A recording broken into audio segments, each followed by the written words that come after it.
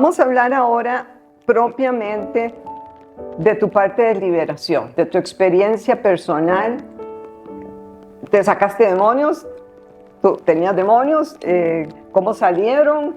Esa parte, porque ya hablamos un poco de la necesidad de tratar las emociones, pero y hasta ahí llega el psicólogo, el que no es cristiano, ¿verdad? Correcto. Y aún los cristianos, porque la mayoría de los psicólogos cristianos no se meten en la parte espiritual, por la postura, qué sé yo, del colegio de psicólogos, ¿verdad? Entonces, ellos hablan de lo emocional y hasta ahí, aunque son cristianos, a veces ni siquiera tocan ese tema porque consideran que ya eso es fuera de la psicología. Correcto. Pero es bien importante para mí. Yo desde el principio, yo dije, soy psicóloga cristiana. Mis colegas dicen, eso no existe. ¿Qué es eso? ¿Qué es ese enredo? Pero yo entendí muy bien. Imagínense que lo que uno cree influye en sus decisiones, en su vida. ¿Cómo usted va a dejar de lado lo que el paciente cree si sobre eso se basa toda su vida? Entonces, pero vamos a pasar ahora a la parte ya de liberación. Hablemos de demonios, hablemos de que si consideras que había demonios en tu vida, cómo salieron y qué pasó después de eso. Okay. Es importante mencionar que esto es una doctrina que ha funcionado mucho durante muchos años dentro de las iglesias, que se dice que al aceptar a Jesús como Señor y Salvador ya eres libre. Pero creo que es una doctrina mal tomada, porque hoy en día, yo siendo ya cristiano, convertido al Señor, teniendo un encuentro con Él y demás, tenía un montón de cargas, que no sabían cuáles eran las cargas. Por ejemplo, tenía muchas preguntas del por qué en mi vida pasaban cosas, a pesar de que tenía una relación estrecha con el Señor y demás, pero habían imposibles que no se podían convertir en algo posible. Aclaremos esa doctrina de que cuando llegamos a Cristo somos libres. Somos libres de montones de cosas. Y estoy segura que en el momento que uno se entrega a Cristo, Él le quita a uno montones de cosas que ni cuenta uno se da. Correcto. Pero básicamente no es, o sea, es que hay iglesias que dicen, cuando usted se entrega a Cristo, ya Satanás no lo puede tocar. O sea, como que es intocable, ya no hay manera que las tinieblas lleguen a usted. Eso, ahí sí está dañada esa doctrina, esa teología está mal. Porque Jesús fue muy claro y Él hablaba a su iglesia y le decía, el diablo anda como león rugiente viendo a quién devora. Eso no se lo dijo a la gente en general, se lo dijo a la iglesia. Correcto. Entonces, Él los está alertando, hay un enemigo. Ustedes ya tienen una buena relación con Dios, pero sepan que hay un enemigo. Y Él dijo, en el mundo tendrán aflicción, pero confíen, yo he vencido. Correcto. Pero aquí el hecho es que, ¿qué es lo que recibimos al entregarnos a Cristo? Recibimos todo el poder de Dios, toda la sabiduría de Dios, la dirección de su palabra para liberar cada área de nuestra vida. Pero si usted tiene cáncer y se entrega a Cristo, no necesariamente se cura del cáncer, Así es. pero recibe el poder del Espíritu Santo para curarse. Entonces usted comienza un proceso donde usted dice, no.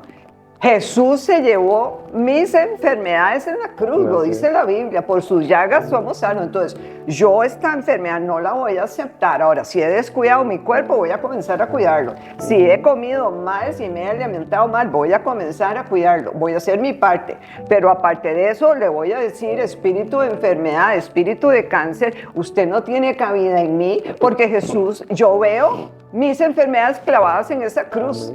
Entonces ya yo no tengo por qué recibirlas. Y entonces yo comienzo a pelear en base a la palabra, en base al poder del Espíritu Santo. Pero no es que se da automáticamente, solo se quita a todo porque me entregué a Cristo. Lo que recibo es todo el potencial de Dios para hacerlo, pero yo tengo que aplicarlo. Fíjate que hablando de esa parte y hablando ya de demonios como tal, una de las partes que yo, ya siendo cristiano, no entendía era por qué el dinero se esfumaba, como abrir un tubo y que se fuera el agua por el grifo. Entonces,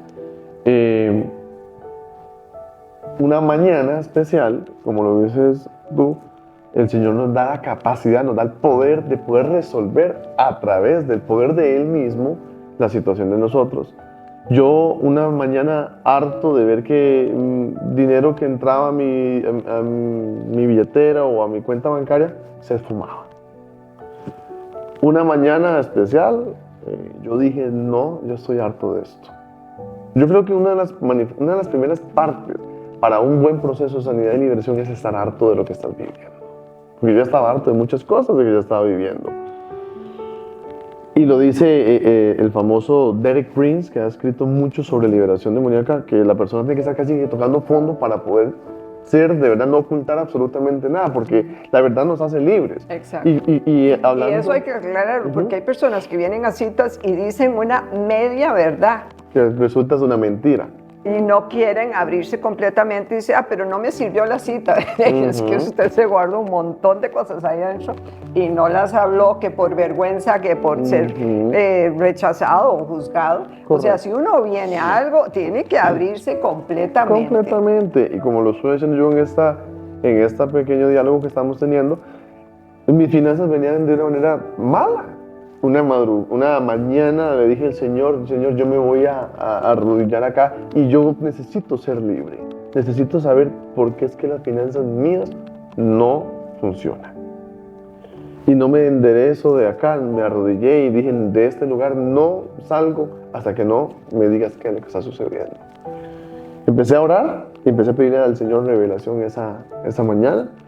Y el Señor me llevó una palabra en Deuteronomio. Sé que es Deuteronomio, no recuerdo exactamente la cita bíblica ahorita, pero quiero contarte que hablaba sobre el pago del jornalero. Que el jornalero trabaja y por ende está trabajando para que se le emita su pago. Exacto. Al no pagársele, él va a ir a orarle a Dios y el pecado a pedir justicia. Y la persona que le está deudando, el Señor se va a contar como pecado. Claro. Entonces yo me sorprendí esa mañana y dije, pero Señor, yo nunca he tenido trabajadores, yo nunca he tenido personas, yo nunca he tenido empresas, yo nunca he tenido nada. ¿Por qué esto? Fue cuando el Señor me revela y me lleva ahí mismo a ver que mi papá había tenido un montón de trabajadores a los cuales les venía adeudando un montón de dinero o les quedó adeudando dinero. Entonces yo traía una cadena generacional, es una iniquidad. Maldición. Exacto, porque su padre se maldijo con eso, porque tenemos que entender que no solo Satanás maldice, Dios maldice. Correcto. Y ese concepto le cuesta a la gente, pero hay un montón de maldiciones de Dios. Si ustedes hacen esto, yo los bendigo. Si ustedes hacen esto o no me cumplen a mí, yo dice él, los maldigo. Es como el robo a Dios, ¿verdad? Lo del diezmo. Él dice, ustedes me han robado y maldito soy. Y la gente dice, pero ¿cómo Dios va así? Maldecir. Bueno, está en la Biblia. Correcto. Y hay que entender por qué. Porque usted se maldice, usted mismo se maldice en realidad, porque Dios expone, usted puede ser bendito así, pero si usted hace esto, usted va a ser maldito, usted mismo escoge, usted mismo es el que se trae esa bendición o esa maldición. Entonces, si usted le roba a alguien y no le paga su trabajo, usted se maldice con las cosas que Dios dice que Él permite que pasen en la vida de alguien que le roba. Entonces, eso viene sobre su papá, pero es una herencia. Así es. Viene sobre usted hasta que usted la corte. No se corta sola. No. Usted tiene que ver, esto es algo que yo estoy heredando. Es como una deuda de un banco y usted la está heredando. Correcto. Con el banco de Dios. Así es. Pues resulta que esa mañana, después de que el Señor me revela eso, yo le digo al Señor, necesito ser libre de esto. Empecé a orar, grotescamente puedo decirlo, ese día solamente me faltó vomitar los pulmones. Porque el Señor me hizo libre esa mañana. O sea, salieron por vómito. Salieron por vómito. Los demonios, ajá, usted los enfrentó directamente. Correctamente. Mamón fue uno de los que Mamón es el falso dios de las riquezas. Así es. Había un espíritu de ruina como tal, que en esa parte, porque no solamente eran mis finanzas, sino las finanzas de la familia. Entonces usted mismo se ministró. Correcto. No fue que alguien oró por usted. En esa instancia sí fue autoliberación. Okay. El Señor, ese día yo a través del vómito expulsé Ese día todo, prácticamente. Y hubo cambio. Hubo un cambio genuino. Hoy puedo decirte abiertamente, y lo hablo sin ningún temor, hay finanzas prósperas. Y la gente tiene el término de prosperidad como que si tuviera unos millones en el banco, y no es correcto. Es que te alcance para vivir de una manera digna y te alcance para sembrar, para dar, para ayudar, para un montón de cosas. Hoy en día, las finanzas de mi familia y las personales son completamente diferentes después de esa administración que el Señor Gloria a Dios. tuvo conmigo en esa mañana. Y sucesivamente un montón de circunstancias, temores heredados, temor. Yo recuerdo que una de las primeras ministraciones o sesiones de administración era un miedo a fracasar en la vida. Entonces era un temor a no ser papá, a no casarme, a no tener un carro, a no tener una casa, a no tener una propiedad, a que yo no me pudiera desarrollar profesionalmente o no me pudiera desarrollar como ser humano integral en todo aspecto. El Señor mismo trató con eso emocionalmente primero, pero también después con libertad, y escuchar su voz audible y decirme: estás muy joven, no te preocupes, yo estoy en tu futuro.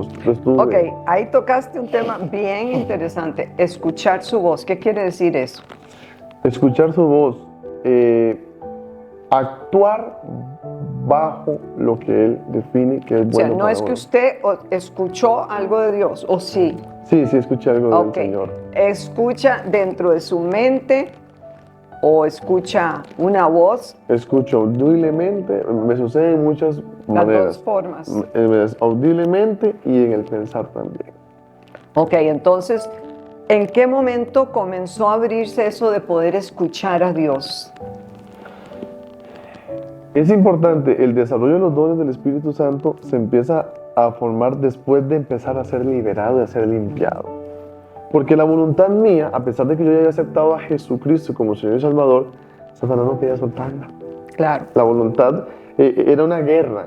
Y eso es Lo que dice Pablo, o sea, eso, hago lo que no quiero y lo que no quiero, eso hago, es una lucha. Yo tuve confrontaciones antes de ese proceso de sanidad en las finanzas, cuando el Señor me decía: tú me pides un montón de cosas, pero no quieres darme lo que necesito darme. Eso es muy bien importante, porque la gente, Dios es pide, dame, haz esto por mí. Y Dios va a llegar en un momento y va a decir: bueno, un momentito, esto es dando y dando. ¿Qué me ofrece usted? Y me está pidiendo a mí, pero yo también necesito que usted me dé. Pues resulta, Rita, que te quiero contar una cosa. Antes de esa ministración de finanzas, por decirlo así, esta sesión de finanzas, el Señor me lo había dicho: tú me estás pidiendo un montón de cosas, pero no me estás dando nada. Y hasta de una manera como un poco humillante, podría decirlo molesto yo. ya. Molesto. Porque Dios sí se molesta. Me dijo: tú eres un mediocre. Wow. Y otro término. A mucha gente usó. le costaría entender que Dios le diga mediocre a alguien. Sí. Pero Dios es dice que necesario Él al hacerlo. que ama Lo corrige. Entonces, me acuerdo que me dijo esa palabra, pero me dijo otra palabra como que yo era agarrado, codo, como decimos, que yo era no recuerdo el término, pero en esa parte ya el Señor venía manifestando las cosas. Yo recuerdo cuando el Señor a mí me dijo, frente a un espejo, me dijo: yo te voy a sanar. La primera vez que yo tengo la voz audible del Señor, Rita, fue cuando tengo un encuentro con Jesús. Es más, previo al encuentro con Jesús, yo creo que era la única manera de que yo llegara a Cristo. Te voy a explicar por qué. Hoy quiero contarles, tanto a usted como a los que nos escuchan, que hace 10 años y medio, 11 años, el que estaba sentado acá hablando de Jesús era ateo. Ateo fuiste. Ajá. O podría cambiar el término como un rebelde religioso. Eso es diferente, y es que mucha gente dice: soy ateo, pero lo que están es resentidos con Dios porque Dios no hizo lo que ellos querían. Correcto. Entonces no es que realmente no crean que Dios existe, Ajá. están resentidos. Entonces con él. lo aíslas, como si no existiese. Entonces había una rebeldía religiosa. ¿Por qué? Por imposiciones religiosas, asistir a algo que no me alimentaba.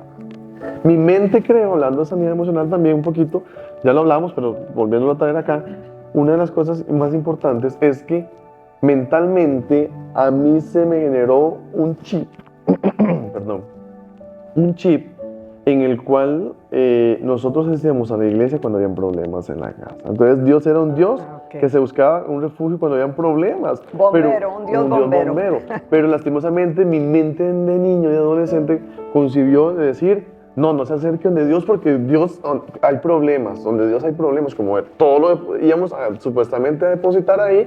Entonces, al acercarse a Dios, aunque no habían problemas, los iban a existir en el momento. Entonces yo genero una rebeldía religiosa, digámoslo así, empiezo a negar la existencia del Señor.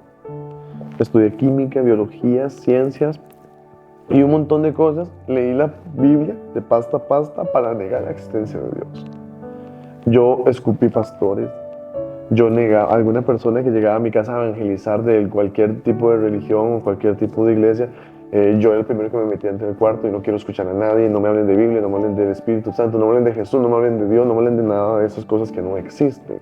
¿Por qué? Te voy a explicar por qué. Escuché de niño el decir que Dios era bueno. Exacto. Y que Dios es grande y que Dios es maravilloso. Y que uno le puede pedir y que Él contesta. Correcto. Todo. Pero, cuando nosotros nos vemos al frente de un espejo, nosotros nos vemos las facciones, que tengo una arruga aquí, que este ojo está un poco grande y otro un poco más pequeño, que no sé, que las cejas están unidas o que el cabello está bien peinado y no sé qué. Si yo ponía a Dios al frente de mi familia a hacer un reflejo, no había reflejo, porque en mi casa había alcoholismo, había pobreza, había división, había miedos, oscuridad y un montón de situaciones. Pero no era culpa de Dios. Era falta de una relación verdadera con Dios, porque lastimosamente se cayó en una religiosidad. Y no muy importante eso, la gente culpa a Dios por sus problemas. Correcto. Pero no se mira qué estoy haciendo yo que permite que el diablo trabaje en mi vida. Así es. O sea, lo más fácil es culpe a Dios. Y Satanás es experto en eso. ¿Dónde está tu Dios? No es que tu Dios tiene todo el poder, no es que tu Dios tiene todo el dinero, porque estás enfermo si Él tiene poder para sanarte. Entonces todo es, Dios no está, Dios no está y Dios no quiere ayudarte. Dios tiene preferidos. Vea, a ese sí lo curó, pero a vos no. Correcto. Entonces ese fenómeno se manifestó en mi vida. Entonces yo dije, bueno, Dios, todo lo que me pintan o me hacen un cuadro de Dios no existe. Y entonces la ciencia, la química, la biología y un montón de cosas me atraparon. Es más, yo estudié una teoría, o levantamos una teoría con un químico en aquel entonces, que hoy ya está desechado, gracias a Dios, que wow, volaba la cabeza. Pero no hace falta ni mencionarla, porque esas teorías son de la mente humana. Ahora tenemos la mente de Cristo, gracias a Dios. Entonces, mi vida fue así, muchas cosas, cadenas generacionales de alcoholismo. Yo recuerdo en las primeras sesiones de liberación también cómo expulsé a través de la tos o a través de saliva espíritus de alcoholismo, porque venía comprado. Y como vos decías, alguien tuvo que haber abierto la puerta. Mi bisabuelo, por parte de mi papá, nunca fue un hombre ni alcohólico, ni mujeriego, ni fumaba cigarrillo, ni nada. Mi abuelo paterno es el que abre la puerta. No sabemos cómo, porque lastimosamente hoy ya no está con nosotros. Me gustaría en un momento haberle hecho las preguntas del por qué se abrieron esas puertas. Un resentimiento, una violación, no sabemos. Porque tiene que tener un porqué. De ahí siguió mi papá y de ahí siguieron mis hermanos. Gracias a Dios, porque tuve Entonces, aunque no caíste en alcoholismo, tuviste liberación de un espíritu de alcoholismo que venía por herencia. Totalmente. Qué importante. Hay una cosa importante, hay espíritus inmundos que están dormidos. Y el latentes, latentes. Buscando y el la oportunidad. En el momento en que él cree necesario, los despierta y es un problema enorme. ¿Por qué? Porque yo traía una herencia completa de alcoholismo. No se había despertado o estaba ahí a la espera, estaba buscando que la persona caiga en algún tipo de experiencia donde se desespere, donde abra la puerta a buscar un alivio en algo que no sea Dios. Así es.